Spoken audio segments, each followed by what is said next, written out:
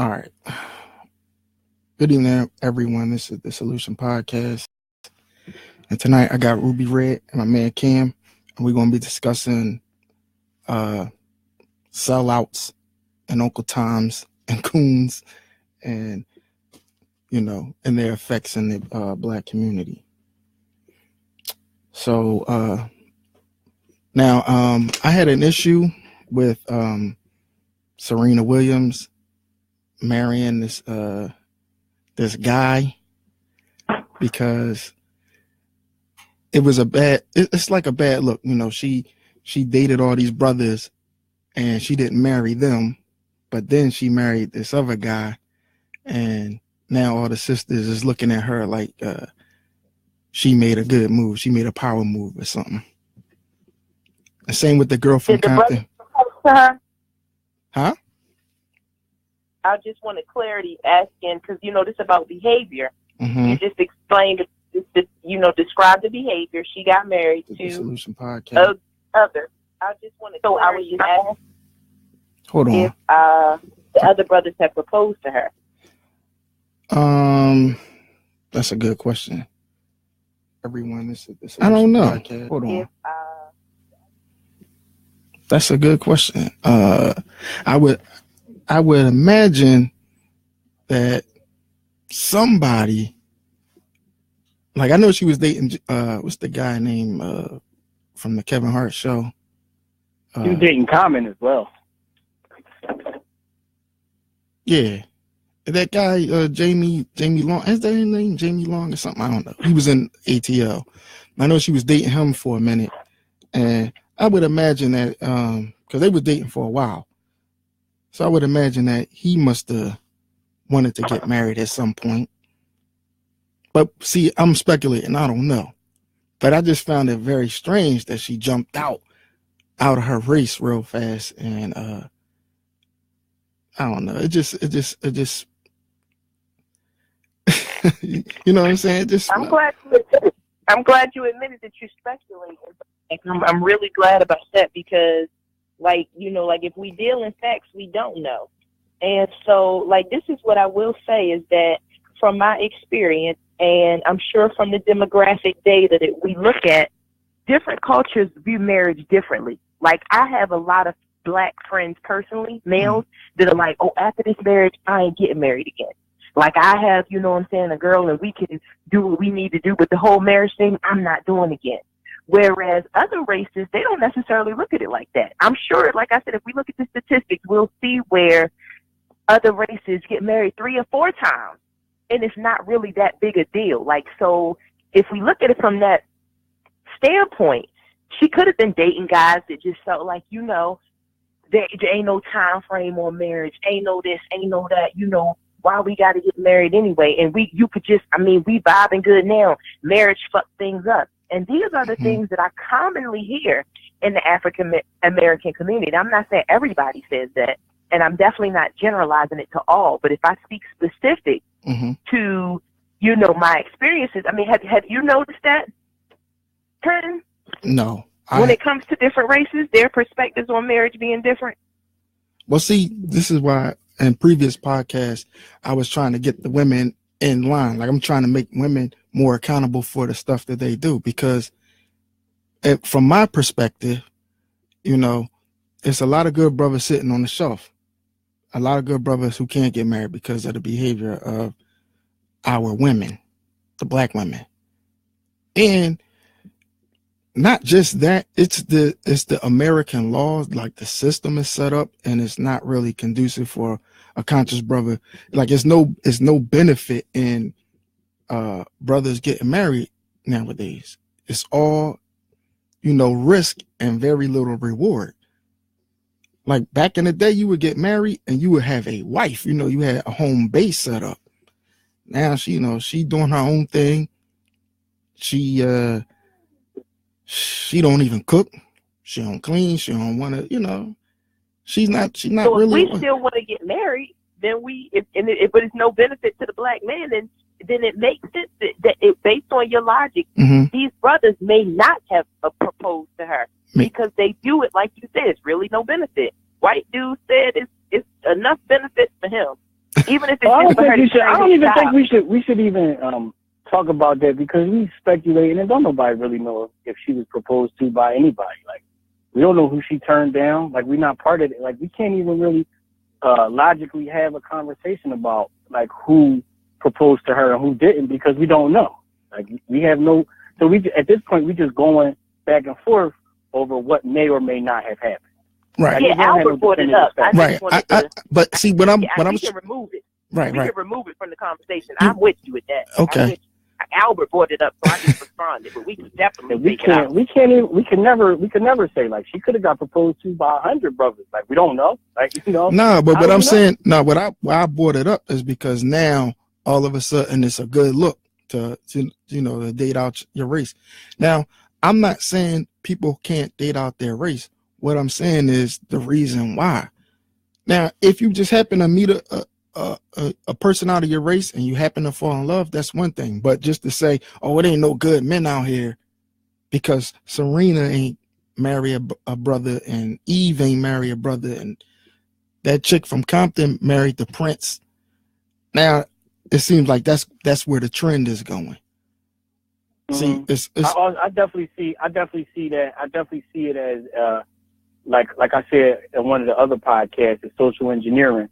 I took my daughter to see Star Wars the other day, and there were it was about 2 or 3 different movies that were previewed where there were interracial couples, and that was something that growing up you never saw that.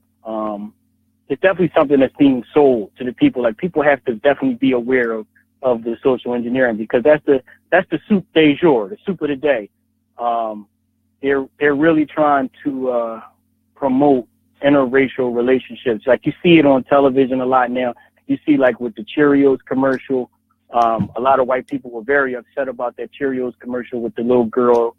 She was mixed and I think it was like a surprise that the mom was pregnant and she got to see the mom was pregnant for the first time or something like that. So it's a lot of that. And then you have to look at this. You have to look and say to yourself, whenever you see something that's given to you for public consumption, you always have to say why. Why is this happening? Like why is it front page news? Like why are you putting interracial relationships in our face at this day and at this time?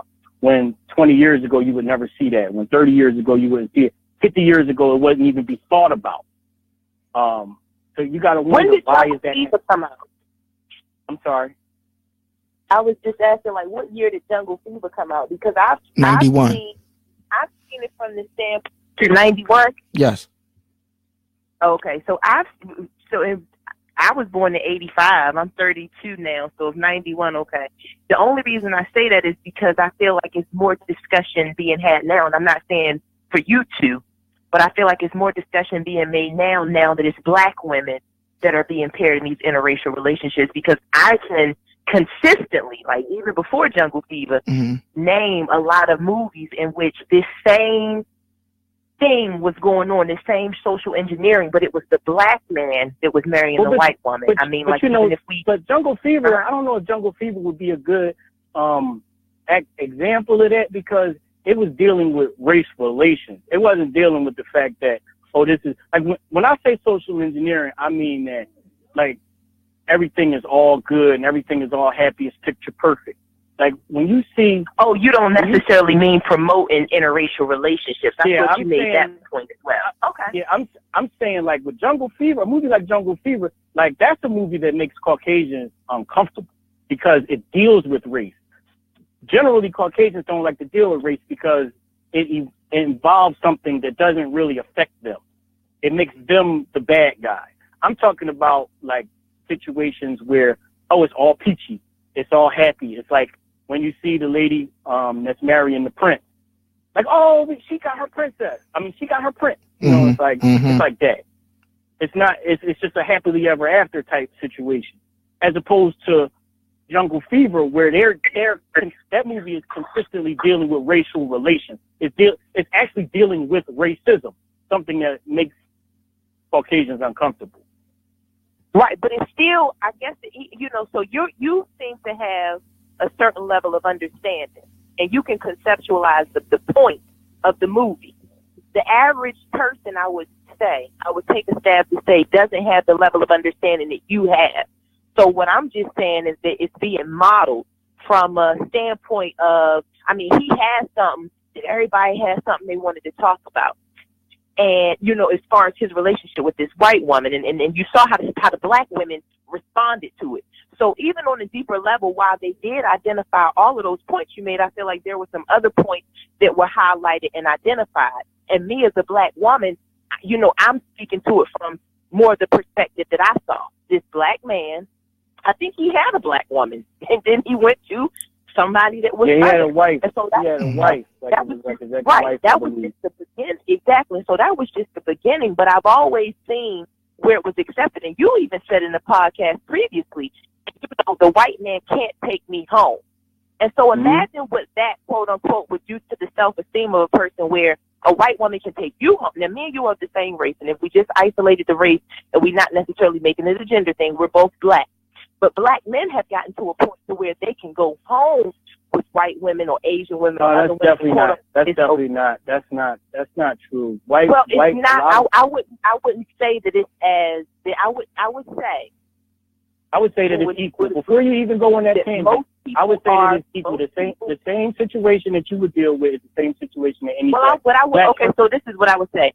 I would agree with you that, okay, but he can't take you home, but I wouldn't say that to you as far as a white woman. And like the white girls that I go to school with, they tell me that they date African American men. Like, I mean, like they're open with the fact that they do that.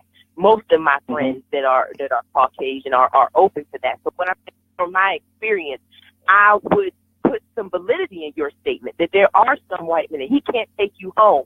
I wouldn't say that as far as my experience is to you as a black man, that she can't take you home. Now, she may be uncomfortable when she takes you home. I'm not saying what it's going to be associated with, but what I'm saying is that we see a lot of examples in which the black man, you know, goes home with the white woman. Now, most of the time, is the black man rich? He probably is. Does he usually have some kind of something that stands out? He is. But what I wanted us to clarify for the listeners and even for this dialogue is, are we talking about anybody that's not black, or are we just talking about white? Because, like, is Kobe Bryant's wife considered, what is she? Is she? She's Mexican. She's a Mexican. Yeah, she's a Mexican. Okay. So when we say people are selling out, are the sellouts anybody that marries outside of their race, or is it somebody that marries a white person? Nah, it's when I say sellout, I'm not talking about necessarily romantic relationships. It's just the rationale behind it. You know, if you can move any way you want to move, but it's the rationale behind it that makes you a sellout. You know what I'm saying? Okay. What thought did you put behind this? Like when I hear sisters talking about now they want to, you know, date white men. What about Serena though? Like when you used her as kind of the introduction to this discussion, it confused me. So you're not saying that Serena is a sellout. You were just using her behavior and saying that it's a character for black women wanting to date outside their race, because you can't speak to say that her method behind it was to show black men, hey, I can get married too. So like Cam said, let's not guess. Let's speak facts. So is Serena a sellout? Let me just ask that question. Oh yeah. This based off how she was raised. I would say, in my personal opinion, I would say she upset her father, like the man who raised her. Yeah. I don't know if she's a sellout, and I can't specifically say that she's a sellout because I don't know her. Okay. I know some sellouts. I'm gonna say this. Personally. I'm gonna say this. It doesn't seem like love. It don't seem like, it's like, yeah, she's dating this boy, and next thing you know, she dating this guy for a couple months, and boom, now she married. It just reeks of something else. Like, and it's like a message is being set. It's broadcast to sisters. Like now, you know, and like I said on your post about how they created the black women to be exactly what a white man wants. You know, that's why y'all move the way y'all move. Because basically, just going by the stereotypes, okay? A white man is a provider, right? He go to work, he put in the long hours, and usually his white wife is sitting home sexually frustrated. She's mad, we're not doing anything, and this and that. The black man is he's all about, you know, pleasing his women sexually, and he's about having fun. But it's the black woman who's more like, where's the money? What, why are you not paying the bills and this and that? So it seems like that the white man and the black woman is on the same page, and the black man and the white woman is on the same page. That's what it seems, just based off the stereotypes. And I think that I think that's detrimental. Well, maybe not. I don't know. But what I'm saying is, when I see the social engineering going towards really splitting up black men and black women, that's when I get upset, because it seems to me that black women are falling for it. You're making the home life unsatisfying for everyone, just so you could be free, so you could get with a white man and have him go out, make all the money, you sit home and spend it. It just seemed like that's the case. That's what black women are. That's where they at as far as relationship goes. That's where they want to be. They want to be housewives with money. Yeah, see, I think socioeconomic status is relevant. I do know black women that definitely fit the bill of what you're describing, and that's one reason. That's one like resolution that I've kind of like said with you. Like, the points you make aren't applicable to me. They're not applicable to my circle. They're not applicable to really anybody I associate with. But I'm not going to act like I don't know people that you talk about. But the people that you talk about, I don't know what that you describe, even in your generalization. I don't even know them personally. So I know them because I see them on Instagram. I know them because I see them on TV shows, but I don't know them personally. And like I said, that I'll support your mission in joining the conversation and speaking where I can speak as far as my level of knowledge in general.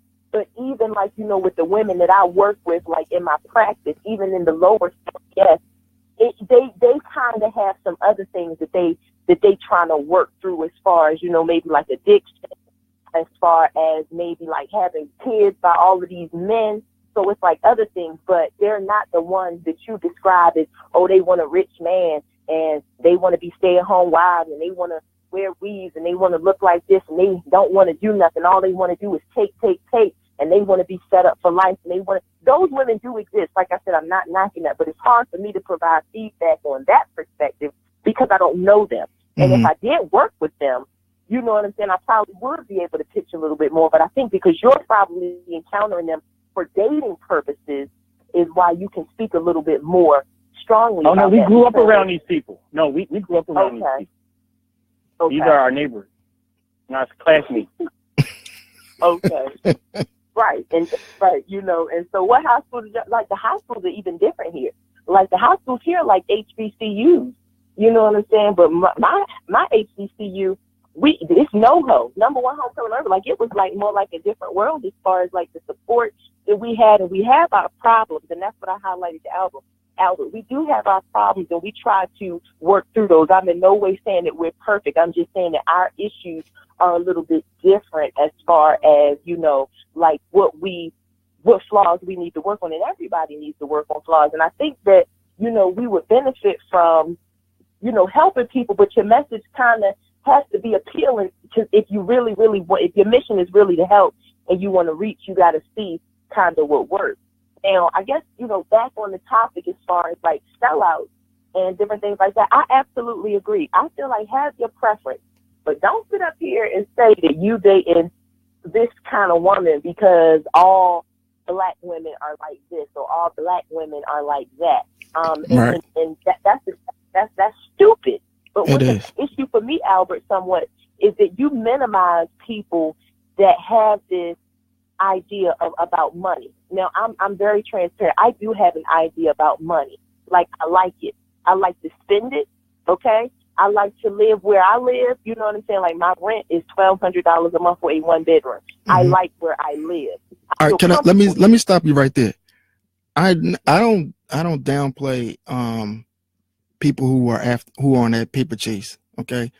go ahead and get your money. I don't think I ever said you were doing anything wrong by wanting to be financially secure. What I am saying though is you should base your relationship on how much somebody makes, because it's other things, that other ingredients that that make a relationship prosper, that's more important than money. Money is the icing on the cake, but if the cake ain't good, then it don't matter what the icing tastes like. So if you could, because look, these things in American society, like economics, they have their ebbs and flows to it, right? So there's ups and downs. What, right now, being a black man, being a black person in America, you're not starving. Okay, you can go out there and get this money, but let's not forget that sooner or later, another crash is going to happen, and people are going to lose their jobs, and this time, it may affect black people. Okay, then what is your marriage based on? Then how is your marriage going to hold up then, when both of y'all getting unemployment checks? And but is that really relevant to you though? Who do you know with that much money that, like, I mean, to me, what you describing is something that Kobe Bryant and them is an issue for them. No, I'm talking about working class people. No, I'm saying no, because what I'm saying is you're making it a point to say, yo, a man needs X amount of dollars for me to date him. Is like, that's ridiculous. Oh, you say if a woman says that? Okay. Well, even if a man says that about a woman, anybody who's saying that, what we need right now in our community is love. Like, love the person that loves you. I mean, and that's it. Then you can work on getting money together. See, that's my point. That's what our community is lacking, the love. And if, like, again, a dude can have money and he can lose money, then you have to ask yourself, then what? Now what we doing? Now what's your relationship built on? So I don't even know how money is even a criteria. Like, yeah, I don't want my woman to be broke. Like, she need me to pay everything and then thousands and thousands of dollars in debt. Yeah, I don't want that. But if I love her, I would help her out with that though. You see what I'm saying? It's all about in our community, it should be all about love. Love first. Love over everything. That's my main priority, because it ain't enough love in our community, and that's why. Or unity. Unity Yep. is no love.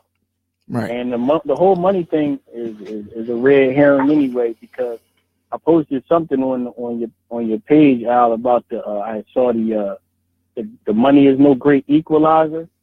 I know a lot of our people are usually stuck over money issues because it's not something that we generally have as a race. So we have a different dynamic when it comes to money. Like, our people use money to brag to other people, as opposed to Europeans who use it, or Caucasians, or even Asians who use it as something to benefit themselves and benefit their people. Like, we want to chase for money, right? And we look for money for relationships. And then the graph that I had posted on your page was the equalizer thing. It just showed that a Caucasian with little or no high school is making about the same amount of money as a black person who has graduated from high school. And then it goes up from there, from level of education. And it shows how much money that Caucasians make as opposed to anybody else, or especially, I think it was black people. It showed how much more money that they made as opposed to black people. And it was like their education was so, like, little. And then we look at it like, oh, well, I have to go to school to get educated and get more money. But that's not the reality for them. Their reality is, well, you're white. I'm going to give you this job because you're white. I mean, it's not overly stated, but that's the reality. Like, the reality is a white person with very little education, but has an uncle or a grandfather that is a union boss will be making $90,000 a year, as long as they are connected. You know, like they have to be connected with that. And then we look at money as like, oh well, I need it so I can buy things. They look at money as like, well, I'm going to give my nephew this money, or I'm going to give my grandson this money so he can have a better life. And that's a problem. Like that, to me, that makes selling out look more appealing. I mean, to support that, because like I said, for this podcast, I've taken a different mindset. Mm-hmm. And the mindset that I've taken is that what y'all are saying is true to somebody. And even though when you speak it, you speak as if it's a blanket term that's applicable to everybody, somebody's ears this is appropriate to. So that's why I'm like not even getting real specific with in comparison to Caucasians and the education and the statements. I'm letting them be statements to be applicable to who they're applicable to. But that's what it really, to me, boils down to. Like, that makes selling out more attractive. If there's a group that is thriving, is doing things the way that I want to do them, and I feel like that's my ticket or way to get there, that's what I'm going to do. Fortunately, when I listened to the specific examples you gave, my family showed me, and we all black. We pure. But no, hold on. Before you go into your family, before you go into your family, listen. When those people have that money, and when they have that money to give, it's because they're not selling out. You understand? Like there's a unity in the Asian community. There's a unity in the white community. There's a unity in the Jewish community. I'm saying as an African American, if I was raised. But see, those people. But hold up, before you finish. That you just described, as far as aren't selling out. Seeing all these things that are hold being appealing. Hold on, Cam. Let what I'm saying, talk. I'm making a statement. Go ahead. You made a statement about a contrast between the races and how we spend money and how we view money and all of these things. All I'm saying is, as an African American, a certain type of African American, not me, but for some, when they hear that, to me, that makes selling out more easy. If I'm a part of a demographic that's doing ABC, and I see the demographic that's doing XYZ, and I want to be a part of XYZ, that makes it easier to sell out, is what I'm saying. So, like, I'm going to conform to XYZ because I like the fact that Michael's aunt gives them Christmas with gift cards every time this year.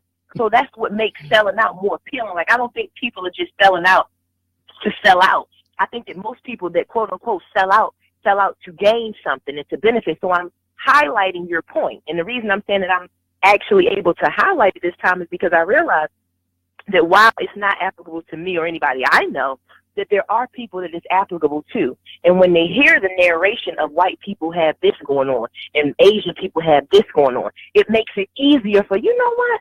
I'm going to start going to this venue because this is where Asians hang. I'm going to start going to this venue because this is where white people can hang. And I'm going to acculturate because I want to be a part of these things.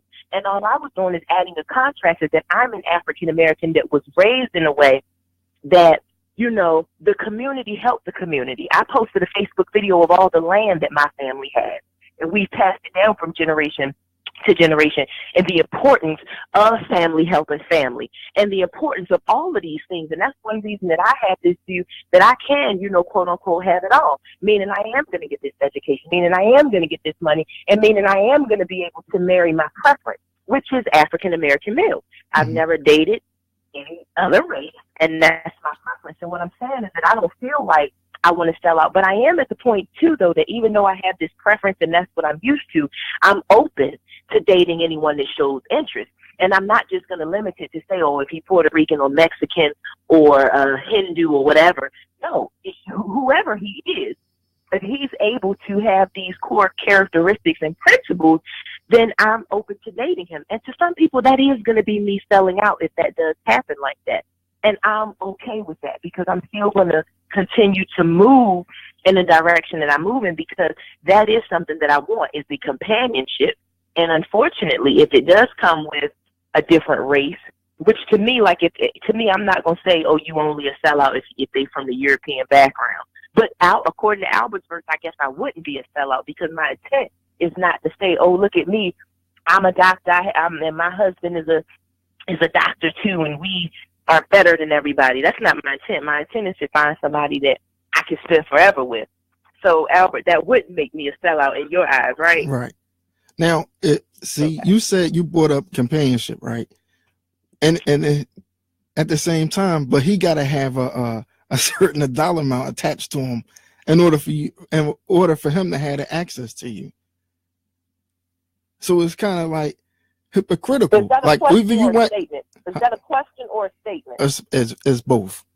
I'm just saying, like, because I'm trying to get clarity on what is your priority. What's your, and when you talk about your preferences, what is your priority? Because on one hand, you just said it was about companionship, and then also you need somebody to have a certain dollar amount attached to them. Like, you can have companionship right now. You're a pretty girl. You can go out there. When did I say I needed a certain dollar amount attached? I'm saying, you said that in certain posts. You're saying that, like, that's been your attitude. You didn't say, like let's be clear. Let's be clear. What am I saying? That a man should make a certain amount of money. I don't think I said that, Albert.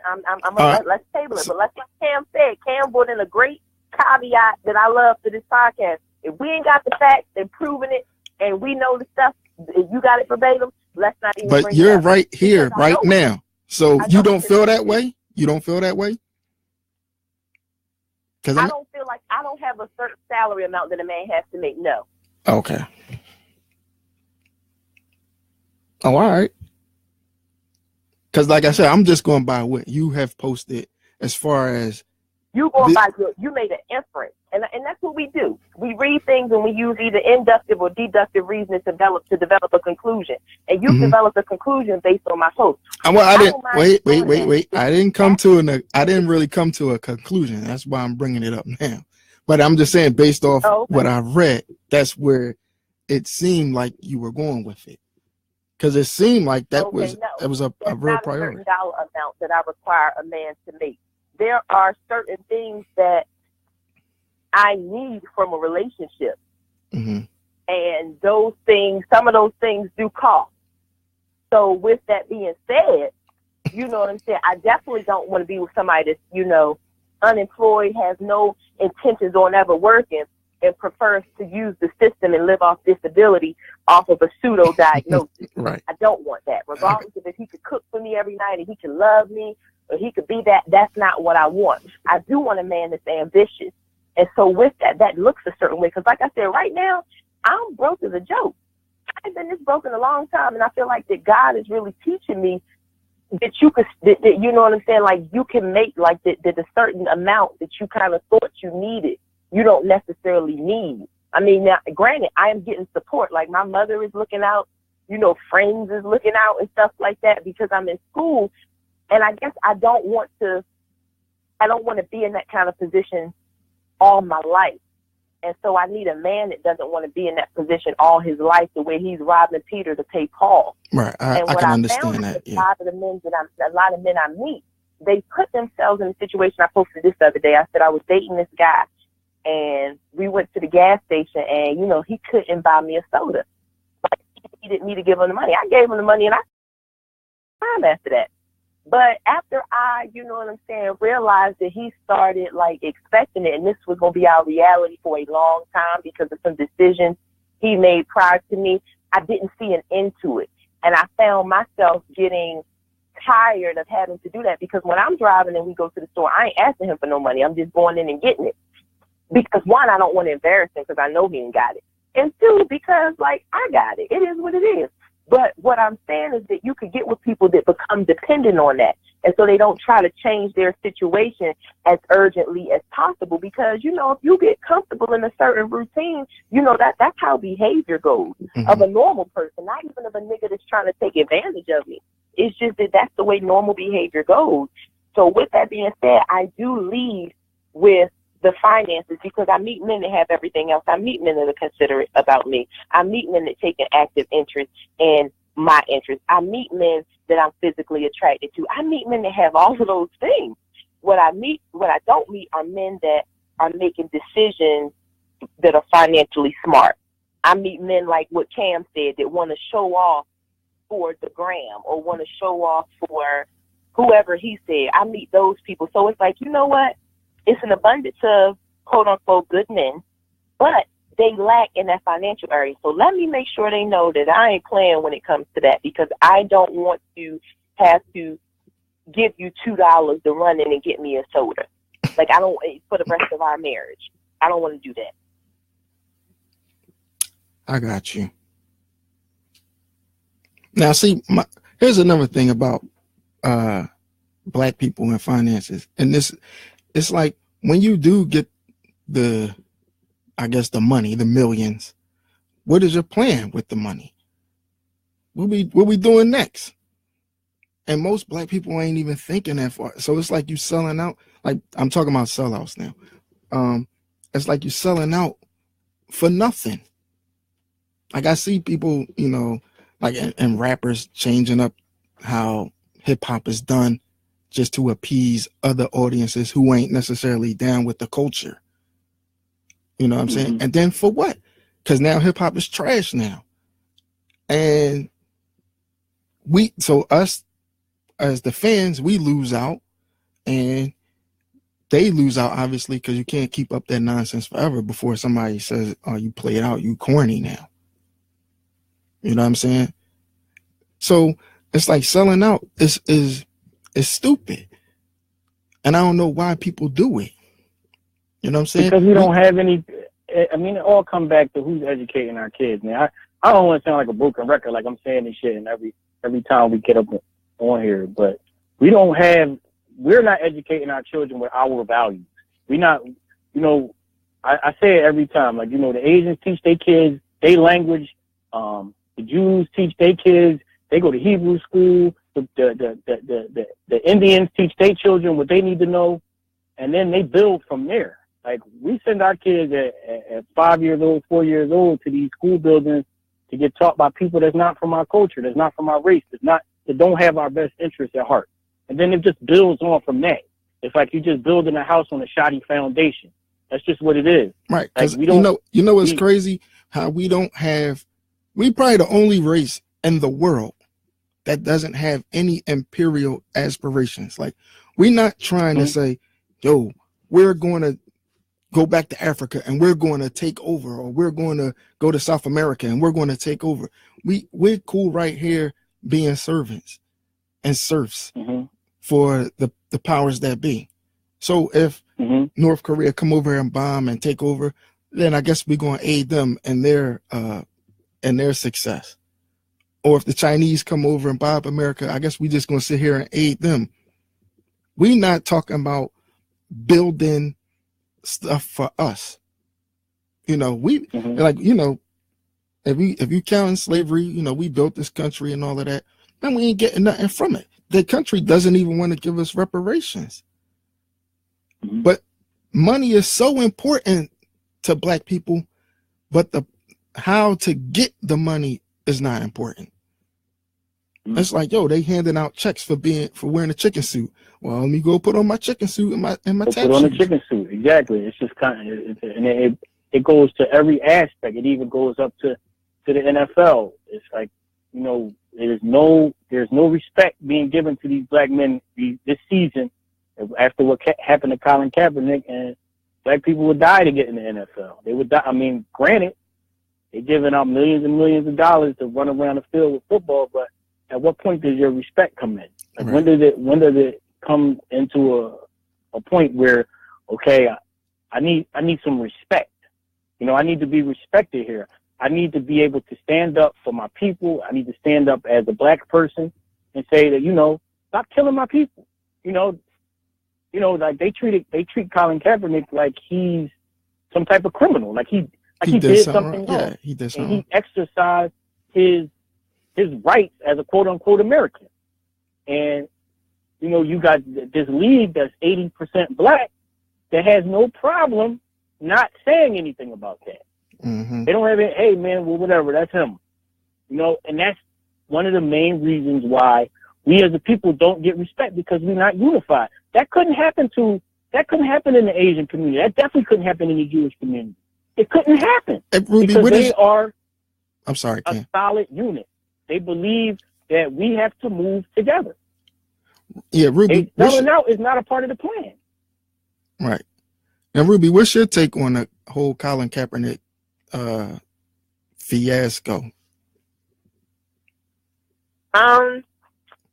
I don't really have like a take on it. I mean, like you would have to ask me specific questions. Like, I mean, okay. so I feel he was. When you think about, let me ask you this: do you think that black people who are watching football this season are in the wrong, or are they justified in doing it because the players aren't protesting? No, I think that black people that are still watching football are. They are just what they are. I don't really have an opinion. I don't have a strong opinion on them. And here's why: because I feel like that people make the choices that they make, and some just don't. They don't appeal to me to investigate because I don't see the major threat as far as, you know, like I don't feel like that, you know, there's such a major threat that if you watch football, it automatically says this about you. You know what I'm saying? Like I don't believe that. And so I let people, like in situations like that where it's the nuances in that as far as like watching football. You know what I'm saying? When I mean nuances, you know what that means. It just means it's some fine print in areas where it's like, all right, you know, this may be the best choice, but this choice isn't immediately debilitating if a person still stands firm in their stance about things. You know what I'm saying? Like, so is it an unfortunate situation? It is unfortunate. I mean, I'm not, like I said, I'm just not against it. I mean, it's hard for me to explain it because one, I'm not like a super sports fan. Two, I haven't been, you know, following the situation so explicitly that I know everything. I mean, I know a general understanding. I follow the updates about what's going on. So I do, when people mention the situation, I'm familiar with it. But I can't sit up here and say that, you know, if black people didn't watch it, this amount of revenue would decrease and they would have to shut it down. We will force this to happen, and this movement needs to happen because of this, because, you know, there's a couple of points that you all mentioned as far as, you know, black community and black race and just where we are present day. And a lot of our history is lost. And if we know what we know about behavior, it's just certain things that are more likely to happen in certain situations. Like if you continue to have unprotected sex, you know, there's a higher chance that you know, could conceive a child. And the same thing is when you take a group of people and you remove their histories and their traditions from them. You know what I'm saying? Like none of us really know where we're from in Africa. None of us, you know, has been privy to these things. And a lot of things we're still learning. And these are extracurricular things to learn. Like you said, people are, you know, Jewish boys are going to learning Hebrew. They're having bar mitzvahs. They're having all of these things that their family is forcing them to do. We have to take it upon ourselves to learn about our traditions and to learn about our customs and to learn about all of these things, in addition to learning about whatever it is that's going to put food on our table at the end of the day. All right, can I interrupt? Can I interrupt real quick? Okay. Sure. Now, this whole thing with going back to the Kaepernick thing, okay, I'm going to make it real simple for you, okay? Black people are getting gunned down in the street by the police who are there to protect and serve American citizens. Now, these are unarmed. Shot in the back. Right. So they're unarmed black Americans, okay, and killed by the police, and nobody loses their job, let alone go to jail. Okay, so well, that dude in South Carolina just got 20 years for whatever that's worth. He got okay, and we can go back to Lil Trayvon. Okay. Yeah, but that's okay. He was like 1 out of like 300. But he didn't get justice, and all these other brothers didn't get. All these brothers and sisters didn't get justice either.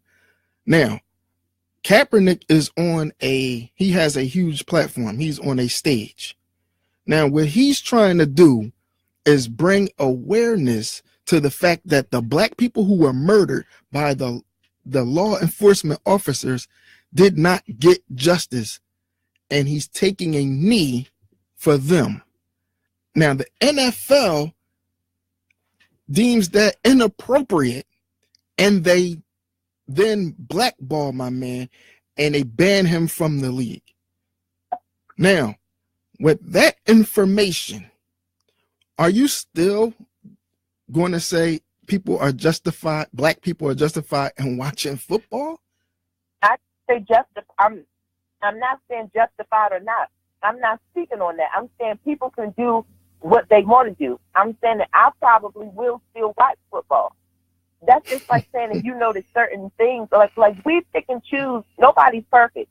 And what I'm saying is that I can support him and I can still watch football. How can you do that? I can, because if he has some kind of fun, then I can support that fun. If he has some kind of rally, I can attend that rally and I can continue to become more educated. The rally is you turning off the football game, period. That's it. We're done with the NFL. Right, in your opinion. And so this is the thing, like, we don't have to, we can agree to disagree, because what I'm saying is what I'm saying. But you know what, Ruby? It kind of looks bad. Like, see, I got children, and I was telling another friend of mine who has children the same thing I'm about to say now. I know you don't have children, but she had the same stance as you, that she was watching it, whatever. And I said, you have sons. And if your sons are watching you watch this platform, she's an Eagles fan, and Jerry Lurie, the owner of the Eagles, said that he was against Kaepernick. He said Kaepernick was a disgrace. And you're supporting this man, and you're supporting his team. So to me, it's kind of like you're showing your sons that subconsciously you're telling your sons, listen, this is more important than a person who looks like you, that will face, that's walking your same road as a black man. His struggle. And I disagree with that. I disagree with that. Like, why do you disagree? Like, if you only graduate high school and you don't go to college, you're showing people that Martin Luther King's dream was in vain. If you don't behave in all of these certain ways, then it means ABC. Now, can I see the validity in what you're saying? I definitely understand that.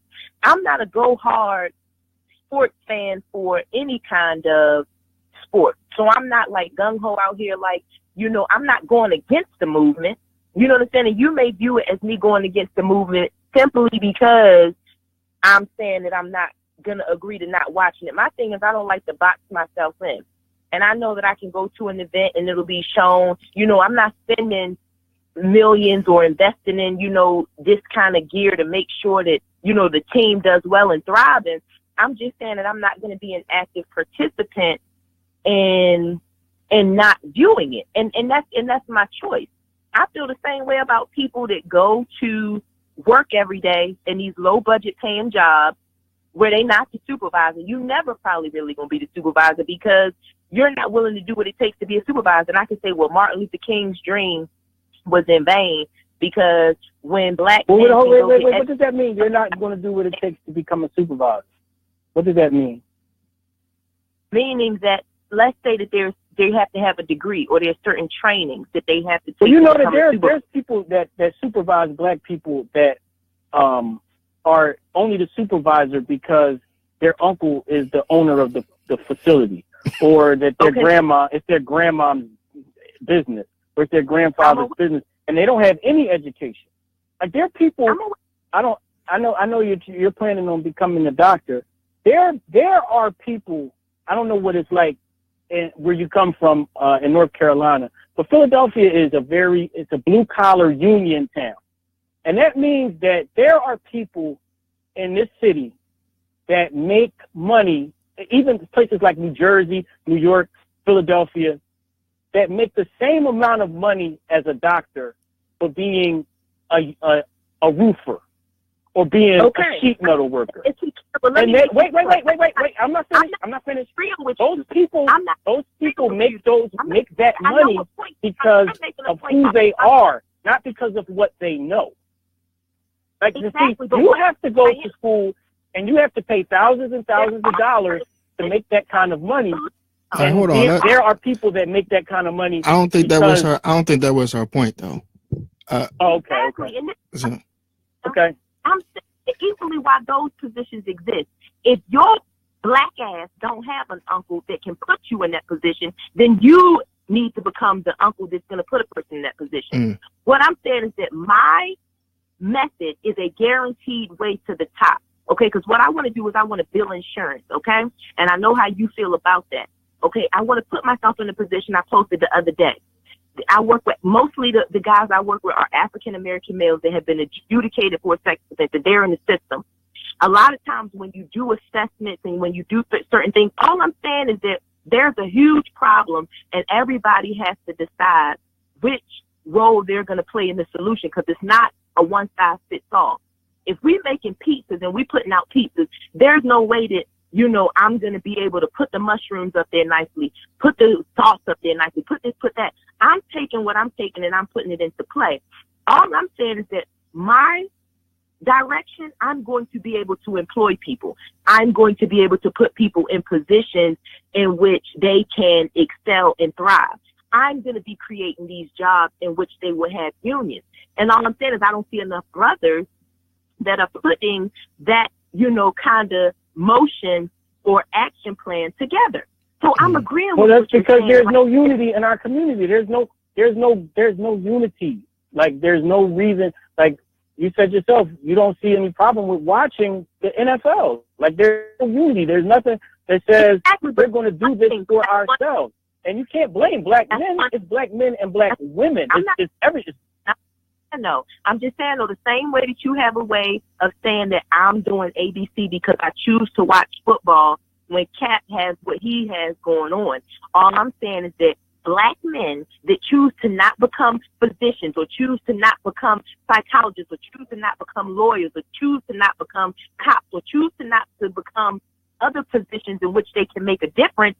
I could say the same thing about Martin Luther King and all of these other people that fought for us to be able to get educated. One time we couldn't vote. One time we couldn't do this. One time we couldn't do that. Now we have freedom to make more decisions. And I'm just saying that we're not making all of the best decisions. So if I'm not going to isolate all the nuanced decisions that people aren't making. So all I'm saying is that have your opinion about me and the fact that, you know, I've decided that, you know, I don't really have an opinion on whether or not I'm not going to watch football. As it stands now, I am going to watch it. And you know what I'm saying? And I am going to still post things that I see that I feel like are applicable that people need to hear about Cap's movement. But what I'm saying is that we all are falling short in some instance of what we could do to be a part of the solution. All right, can I ask you a question? I'm being the solution in. Can I ask you a question? It takes zero effort. You can ask me anything. Okay. And I'll tell you if I want to answer that. Okay. So it takes zero effort to not watch football. Okay. Now we can get out there and protest and carry signs and say Black Lives Matter and rah rah rah rah rah all day. But all we asking to do is cut the game off. Period. Just cut the game off. You know why? Because this will show not only the NFL, but everybody else that it's some things we you know, black people play around with. But when you gun down black people and then you try to punish a man because he's using his platform to bring awareness to that, and then we're not playing, we're not taking that. That's all I'm trying to say. Now, you do Black Lives Matter, and how is, you know, like, are you eating the way you should? So because of, you know, high blood pressure and different things that run in the community, are you exercising every day? Are you family planning? Are you worshiping in the faith that you align yourself with? All I'm saying is that there are I'm not. So many behaviors that we okay, so I'm not doing any of that. So what does that mean for the black people? That we're doomed? That you killing yourself and we're gonna lose you in the race. No, I'm not, and I'm leaving you a solution podcast for future generations to hear my wisdom and learn from the mistakes of our generations and generations of past. See how you was living. See how this man was living. He talked a good game, but you know, he wasn't doing this and he wasn't doing that. All I'm saying is that, you know, if you want to go in and isolate the fact that I'm still watching sports and, you know, say that that's, you know, tearing us down and not bringing unity, you know what I'm saying? I mean, I'm not saying you personally. I'm saying all of us should not be watching football at this stage. Not this season for what happened to Kaepernick. I mean, the brother put his career on the line for us, and we don't have his back. So what's going to help? So the next time something happens and we're going to be looking for black celebrities to step up, why would they? Dallas Cowboy got fired because he put his fist in the air and he did a protest. And black people don't have his back. He dared them. And black people don't have his back. So when you get on, right? Let's say you get on, you're gonna be Dr. Poole, like Dr. Phil, whatever, right? And you on, and then a controversial topic comes up, and they say, you know what? And you took a stance because you was passionate about it. And they say, you know what? ABC and say, you know what, Ash, you fired because we ain't like what you said. Then what? And then you ain't got your people behind you to keep you in your position. So then you know what happens then? Then you gotta be a Stephen A. Smith, and you gotta walk on eggshells, and you gotta be an Uncle Tom when you're on that stage. In order to fire me, like I'm just saying, like I mean, because I'm gonna be a business, and I'm gonna be doing like different things. Mm-hmm. Like you would really have to like come for me with, you know what I'm saying, and if that happens, then that's something sent from God. Because what I'm saying is that I'm not getting ready to go be working for nobody and shucking and jiving. I'm gonna be a brand myself. So that way, you know what I'm saying. Not that I'm gonna be like Oprah as far as money, but I'm gonna be like Oprah as far as Oprah do what she want to do. She want to go get a network, she get a network. She get a book, she want to get a book. She do all of it. I'm gonna be that on a smaller scale, but that's who I'm gonna be. Like, cause my credentials are gonna carry me. Like I don't really need anybody. Like I'm a contractor. Well, I'm asking you this: now. if they offer you your TV show or a radio show or something like that, and they give you this millions of dollars a year, you're not going to take it? Again, it depends though, because yes, you're going to take it. Like, yes. Excuse me? Yes, you're going to take the money. And then once you get accustomed to that lifestyle and they threaten to take it away from you, you ain't going to stand up for black people. This is how sellouts are created. Be realistic. I probably won't be on that scale. The business that I'm modeling myself after, she got a revenue. She's doing everything I want to do. She got a revenue of about $550,000 a year. Mm-hmm. She's a clinical psychologist. That's her business revenue. She's a clinical psychologist. She got a couple therapists working under her. And she mainly does assessments. These assessments almost is like a staffing assessment. So with that, she does, you know, TED Talks. She just does different things like that. $550,000 ain't really on my heels like that, but I can make a lot of difference in my community. No. What I'm saying is they'll pluck you out of. See, they pluck you out and say, "Yo, this Ashley Poole. She was on the Solution podcast, you know, with that black militant guy, and she talks real." Like she talks real good. Let's put her on our show. Then you do that show. Then guess what? They like you there. Then they say, damn, you know, we're going to give her her own show. And then you on, right? $1 million contract, $2 million contract. And you in the mix and you're doing your thing. And then something racial pops up that you feel passionate about and you speak on it. And then you fired. Or you don't speak on it. See, because you don't have your people behind you. And that's always going to be the dilemma with black people. When you think about and you know, that's what makes Beyonce. Are there any black celebrities that are able to have a voice? No. There's no unity. So what about Jay-Z down the Super Bowl and support? He was allowed to do that. That's like a bonus. What makes other people a positive force is their unity. Is that they don't sell out. That's what makes the powerful force. That's every when they opened. I don't know if you've ever seen there's a Jewish History Museum at Fifth and Market. It's a small museum. It's probably not the largest Jewish museum in the country. When that museum opened, every famous Jewish person was there. Like so. We have a museum, African American museum, in Philadelphia, and I don't think anybody even goes there. I think it's funded by the city. I mean, I'm talking about Steven Spielberg, Jerry Seinfeld. Everybody was at this gala when they opened up this museum. This museum is it's a very small museum, but they moved together as a positive. When you look at the entertainment, right? Was it more celebrities at the one in DC though?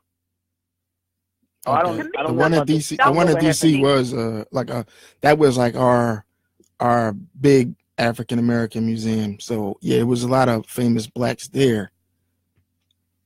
But you know what that was as well? The United States government.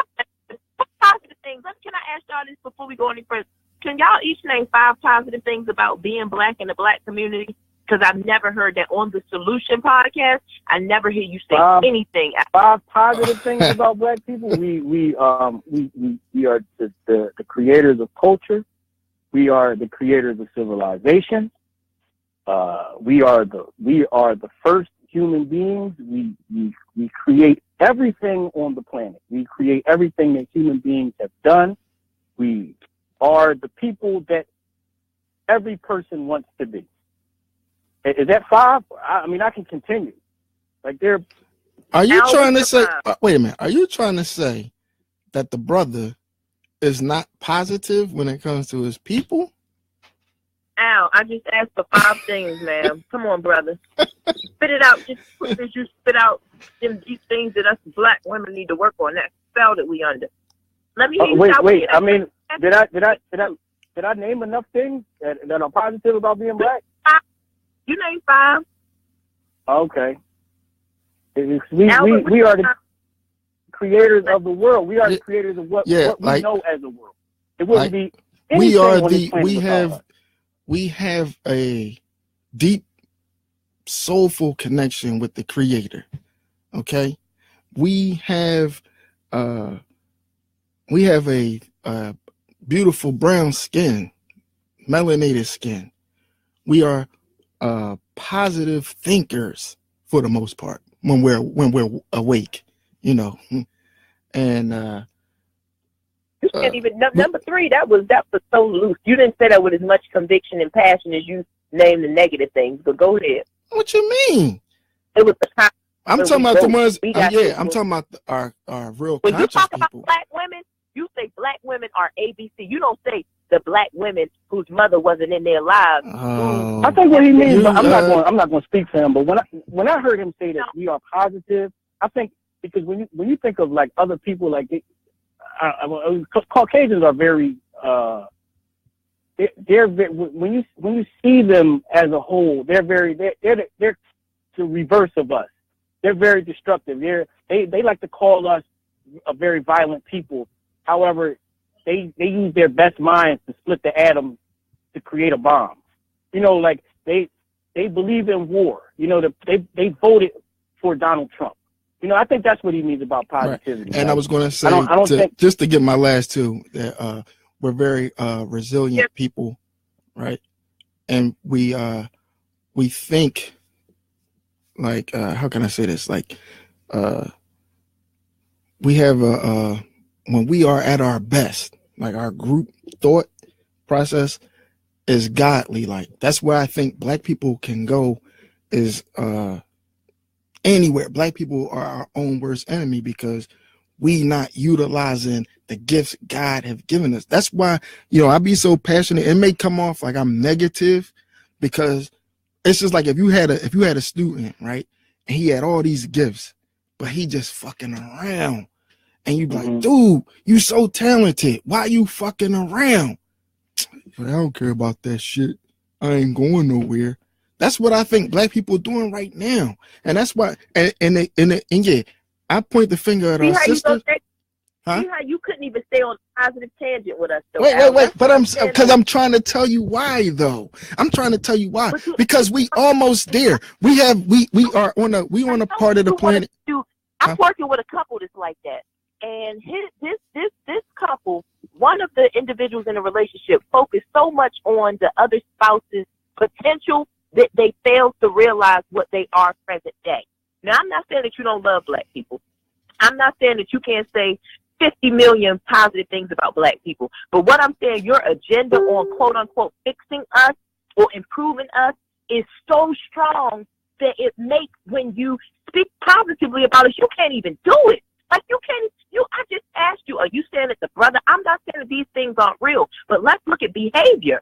Let's look at your behavior. I want you to go back and I want you to play this. And I want you to play your other podcast. And I want you to look at, when we get on a tangent of talking about the problems, and the negative things that black women do. And the thing, you talk about it with ease and hesitation, and you stay on track with that. You never go back to say, oh, and yeah, not to say this because my grandma did this or this black woman did this positive thing. You stay strongly on that tangent. I want you to go back and I want you to review this. But when I asked you to name your five, and then as you naming your five, you go back into that rabbit hole to talk about all of the negative things that we are not.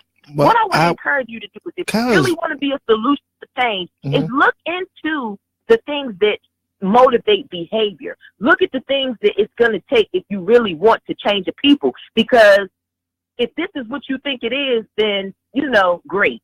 But if you find something different, then I hope you will implement it in your discussions on race relations. Okay. So in other words, when you say that my negative energy is what's turning people off, right? And they're not. You said it's relevant. If I said that, retract it. I'm just saying it's very relevant to the direction you're going. Okay. Now, what I'm saying is, I don't know why people take what I say negatively. Like, I listen back to my podcast a lot because I really enjoy them, right? And I don't think what I say about black women is negative more so than it is true. Now, if it was me being like a Tommy Sotomayor, like just throwing rocks at black women just for the sake of, hitting them, like bullying them just because, that's one thing. But when I see the particular, look, dude, you messing up. Like, if you saw, again, that analogy I use about the young boy, you gonna let him know, dude, you messing up. You got so much potential. Like me, I look at black women and be like, yo, y'all are the goddesses of the universe. Okay, why are you doing what y'all doing? And we need to come together. We have to come together and be in love. Your prime objective should be trying to make your man fall in love with you.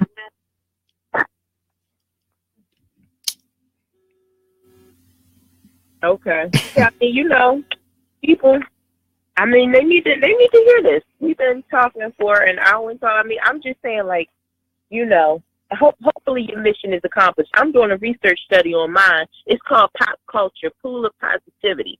And it's going to be, some behavior modification interventions to work with minorities so that we can believe in ourselves and we can reach, these goals that we want to reach. Because a lot of times people do have the potential. We are resilient. There are a lot of things that you all mentioned that, I definitely agree with. And like I said, those people weren't my next door neighbors. They weren't the people I went to high school with. And so, my thoughts about things are going to be, very different. Even from, where I grew up at. And then I'm always the person that sees the glass half full. You know what I'm saying?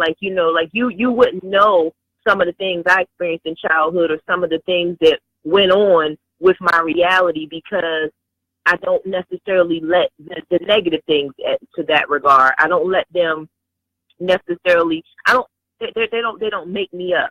And so I don't think that people would be like, dang, this wouldn't be their perception of me. And Albert, you know what I'm saying? As much as you say you don't see why people say this or where people get that from, I don't believe it because you aren't slow and you aren't dumb. And I think that example I just gave you about your presentation, like I said, I hope that was an example where you could see that you talk very fluid about what the problem is and what we need to improve on and how black women do this and where you feel very strongly about that. Mm-hmm. And I didn't feel that same passion when you talked about black people. And it could be because you feel like it was rhetoric. And, that people should automatically know because you're doing this is what it means. But that's not necessarily what people see. Like when people go to the gym, it's for different reasons. Some people go to the gym just to take pictures. So I can't assume that just because you're in the gym, you're trying to get bodied or you're trying to lose weight. I don't know what you in there for because there's a lot of people. Do people meet in the gym to have sex? All right, let me ask you your opinion. Okay. Well, mainly for some advice. how could you take what I say and I guess put a positive spin on it? Like, how am I supposed? Like, what am I supposed to say that'll be? So what you should say is, you maybe want to ask people, do they recognize these things in themselves? Like I said, there are some women, like, I didn't know that a lot of these girls on Instagram that be posting like red bottoms and stuff, like they be on a box spring. Like somebody, when I first moved here, I was like, dang, I was like, you know, some of these girls, they really like, they getting it. I wish, you know what I'm saying, like, how can they afford all of that kind of stuff? Like, I was just wondering if somebody was like, girl, so-and-so stay with their mom, or girl, so-and-so this, or girl, so-and-so that. So you have to meet people where they are. And I feel like you come at an tactful way that people already assume these truths about themselves when they really don't, because you know what? Everybody around them is doing these things. So they think that it's normal. Like, okay, I'll give you an example. When I go to PCOM, when I walk into the psychology department, I say, hey, y'all. I say, good morning, everybody. They say, Ashley, you know what? When you come in here, we know it's you. Everybody knows it's you, because you are one of the students that you come in here and you speak to everybody. They said most people, when they walk in here, we be having to sometimes, you know, say hi, or, you know, like that, you know, like everybody doesn't speak. And that's not to say that everybody is rude. It's just that when I was raised, the way I was raised, when you got up and you went in the kitchen or you went in the room, you were in the room. So you better say good morning or say what's up to everybody. Like, you have to greet everybody. So that's natural for me. For other people, they're not intending to be rude. They just weren't taught that way. I learned that, and I used to probably have a little bit of that approach in me too, Albert. But one of my supervisors schooled me to the game. I had a black woman that came to me, and her son was bad as shit. He was tearing my office up. And she was like, the school told me that he needed to be evaluated before he could come back, and I don't know why they saying my son bad, yada, yada. And I was looking at her like, is this how he act? Because he is off the chain. Long story short, she never came back to see me again. And I talked to my supervisor about it, the owner of the practice. And what she said was, I didn't meet this lady where she was. Okay, like where she was that boys will be boys. They were active. So if they jumped off the couch, if they kicked, if they did all of these things, these are the behaviors that boys engage in. So it's really not nothing that needs anything that needs that correction. What I should have done is I should have developed rapport with her. After I developed rapport, I should have, you know, kind of introduced her to what most people think is appropriate in certain settings. So specific to you, I feel like that you should kind of maybe introduce why something is so passionate. So maybe, like, you know, introduce, you know, your family. Like, you know, tonight's topic is going to be sellouts. You know what I'm saying? I really support my black queens, and I want us to be united. So anything on this podcast that I discuss is not to antagonize you. It's just to maybe help see if you see some of these things in you. And then lead with it. Because I know, like, and honestly, when so many people turned it down tonight, I was like, damn, like, I mean, because they know you now. So I'm like, I wonder if it was really because, like, they was like, they didn't want to be attacked, or what it was. But, you know, like, I feel like I kind of somewhat know you. And even though I do say what I say about you as far as, you know, my opinion, I feel like that I'm able to see that other side that other people don't see, but it's only because we've had one-on-one conversations, and I've been able to, like, ask and probe and do different things like that versus, you know, having to just use what you say on social media to, you know what I'm saying, like define you or whatever. But like I said, it's only 9:18, but I do have to get ready and go in a minute. And we got totally off the topic of sellouts because none of us are sellouts. So I think it was a difficult discussion to stay focused on.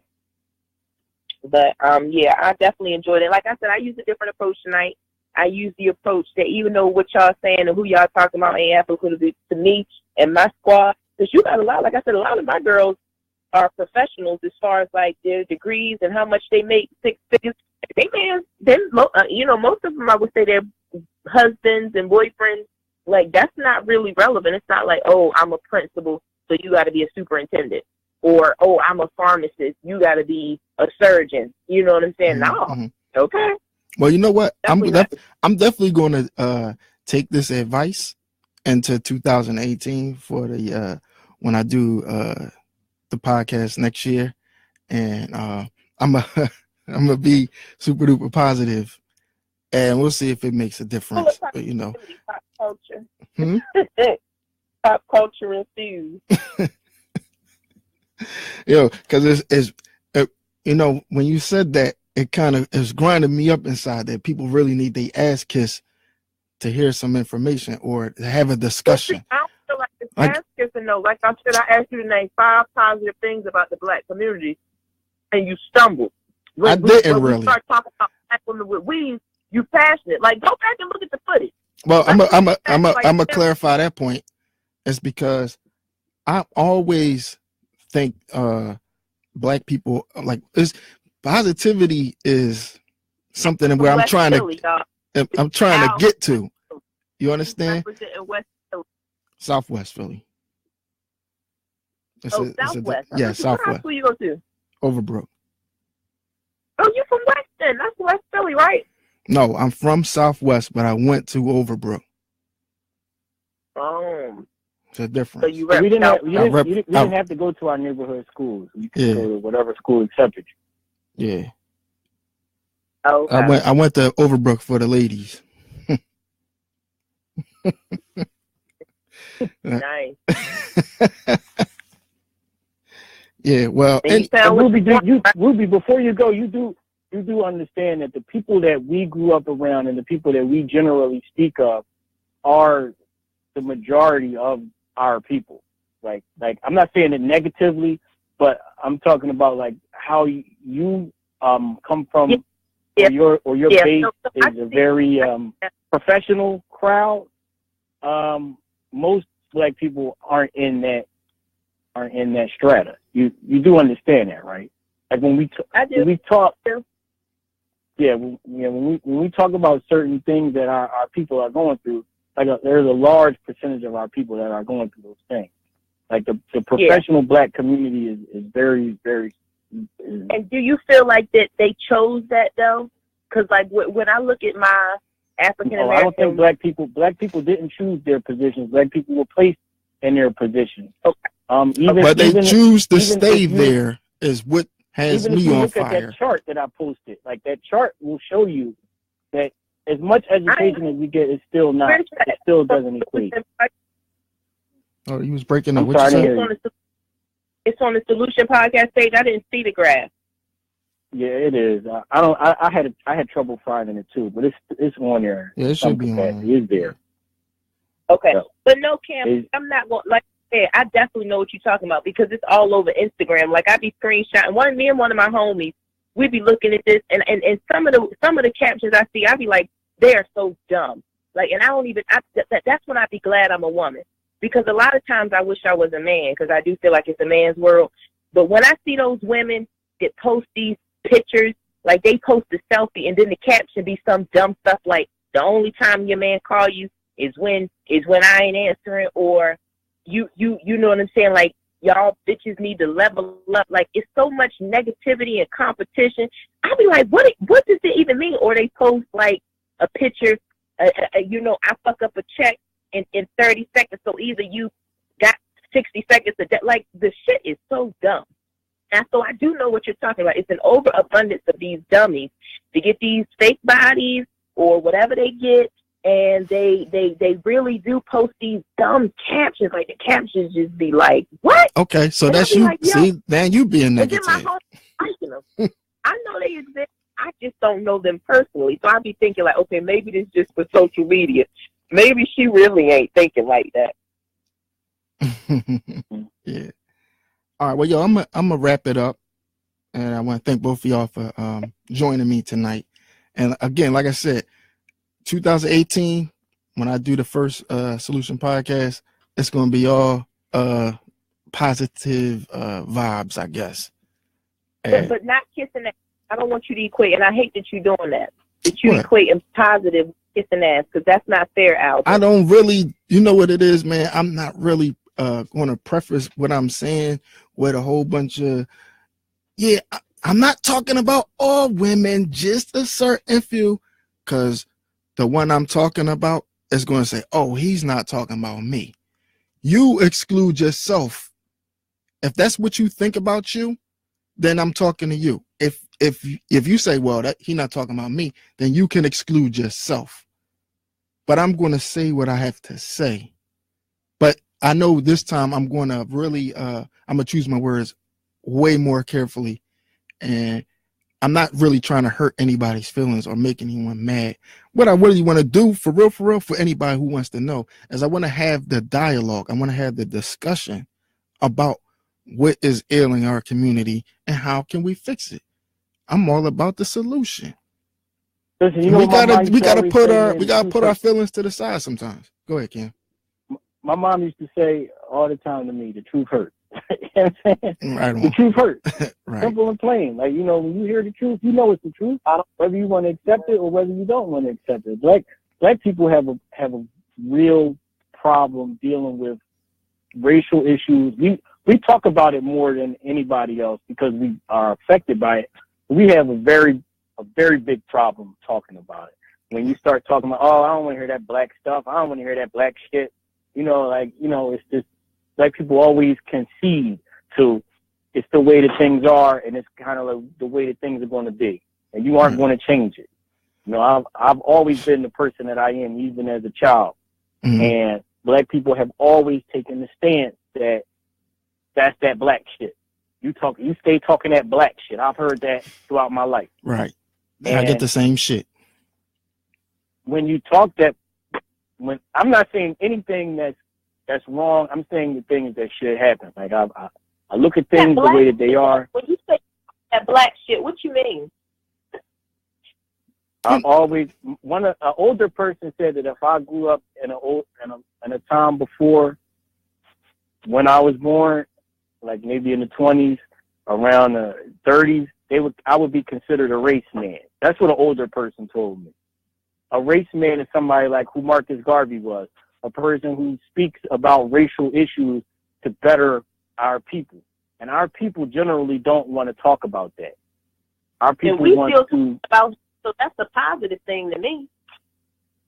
Well, yeah, it's not a negative thing, but when it comes to our people generally don't want to. I don't think we would even be in the predicament that we are in if most of our people thought race first, like everybody else does. Everybody thinks race first, whether they outwardly say it or not. Like black people are the only people who want to include everybody.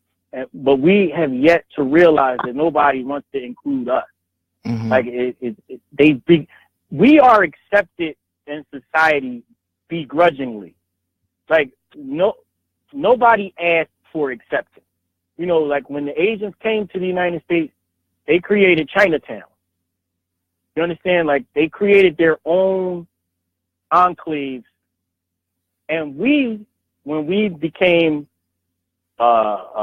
less dependent on Caucasians, we wanted to integrate with Caucasians. We fought to integrate with them. We fought to be their neighbors. I'm not saying being the neighbor of a Caucasian is bad. I'm not going to say that on a public forum, but I'm saying that we should have done what? Well, we initially did do it, but it got bombed out. So we should have never stopped. You know, we had Black Wall Street. We were doing our own thing. And then after that was stopped, we had our Marcus Garvey. We had those people that said, listen, we have to do our own thing. But we fought harder as a people to go to schools with white people who would spit on our children. It makes me sick to see that picture. It's a picture of that girl. It's very famous when she walked in with the military to go into the school. That picture makes me sick. That a black mother and father would send their child to a school where they would spit on a child, where they would throw tomatoes at a child. It's not like she became president of the United States for that sacrifice either. So the sacrifice wasn't worth the risk. And not at all. Right. It's not at all. It's y'all not very judgmental too, though. I mean, y'all. I'm not judging. I'm not judging. But I'm not judging anything either. What did I say that was judging? Hold on. What did I say that was judging? No, I think the risk wasn't worth like what y'all would have done, and the risk wasn't worth the whatever the statement was. Like y'all, judging. So y'all are the person's choice, and y'all are critiquing it. Then y'all are very critical of other people's decisions. Okay. No, what I'm saying. Well, Ruby, hold on. Well, Ruby, would you want your child to go to a school where she has to be escorted by the military, and the parents of the children that are going to be sitting next to your child are spitting at your child and throwing fruit at your child? In 2017, it won't happen. But in whatever year that was, because I know, and I can't think of it right now, but I know what you're talking about. I don't know what I would have done. You know, there were certain Hopefully things that not happened. Like, that. I just found out a story from my grandmother. Something that happened in her childhood that she never said anything about to anybody, and now she's 80 and she just shared that. What I'm saying is that the time's irrelevant. If I was Coretta Scott, would I have wanted a husband? If I was Betty Shabazz, would I have wanted a husband that was willing to risk his life? I don't know, but sometimes when you're trying to look at the bigger picture and you think about what it's supposed to be, sometimes certain things happen. Like just like with children and pregnancy and things, in that moment it feels like the right decision. And I just say sometimes I feel like it when y'all critique situations and go ahead and give a verdict of what you would have done, it minimizes what the other person does. All right. Well, what I'm gonna say this from a common sense point of view, and history being the best teller of the truth.